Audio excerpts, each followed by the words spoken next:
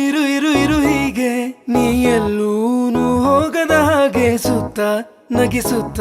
ನಲಿಯುತ್ತ ಹೀಗೆನೆ ಬದುಕಿನ ಗತಿಯಲ್ಲಿ ತಿರುವೊಂದು ನಾ ಕಂಡಿರುವಾಗ ಎದ್ದು ಎದುರಿದ್ದು ಹಗ್ ಮಾಡು ಸುಮ್ಮನೆ ಮತ್ತೆ ಆಗಿರುವೆ ಮುಖಾಮುಖಿ ಇದರರ್ಥ ಋಣವಿನ್ನು ಬಾಕಿ ಇನ್ಮುಂದೆ ಹಿಂದಿನ ದಿನಚರಿ ಇನ್ನೆಲ್ಲ ಖಂಡಿತ ಹೇಳು